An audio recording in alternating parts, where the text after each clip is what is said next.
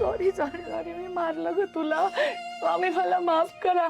मी खरं खोटं काय आधी विचारायला हवं होतं ना, आधीच मारलं तुला. मम्मी मम्मी मम्मी प्लीज, चुकलं तर माझं आहे ना.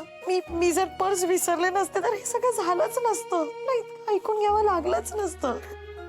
मम्मी मी खरं सांगते, मी पैसे ना परत देण्याच्या हेतूनेच घेतले होते. तुला किंवा पप्पांना मान खाली घालावी लागेल असं काहीच वागणार नाही, कधीच नाही वागणार मम्मी. मी आलेच.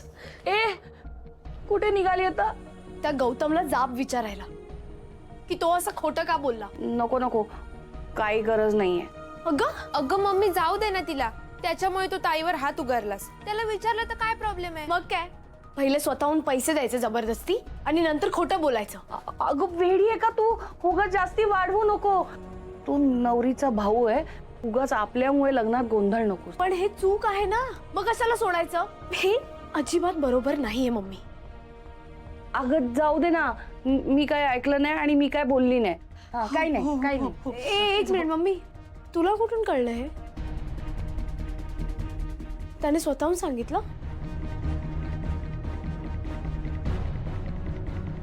नाही नाही, मला काय आठवतच नाही. मम्मी इम्पॉर्टंट गोष्टी कशा विसरतेस ग तू? हे ना तुझं असं असतं मम्मी. जाऊ दे ना जाऊ दे ना, माझं चुकलं ना. स्वामी मला आता शिक्षा करतील. आपण कशाला उगाच. तुम्ही आवरा ना पटापट, जा जा, चला चला.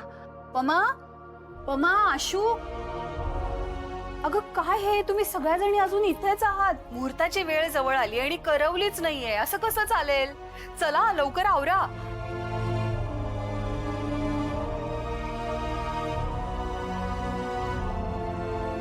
काही झालंय का? अगं मावशी ते नाही नाही मावशी, काही झालं नाही. का ग, तिला का थांबवलंस? मयू बोल, तुला काही सांगायचंय का?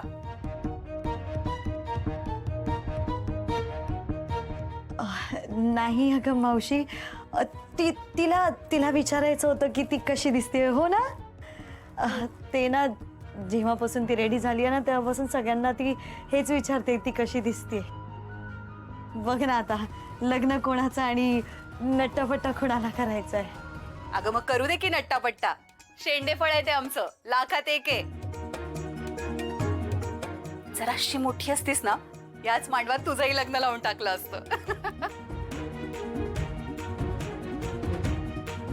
बरं चला, करवली. आशू अगं तू मोठी मानाची करवली आहेस ना, तू चल पुढे पटकन. मी आणि शरू रेडीच आहोत मावशी, या दोघींना घेऊन येतो. या या लवकर. आणि तू प्लीज चल माझ्या बरोबर. चल चल.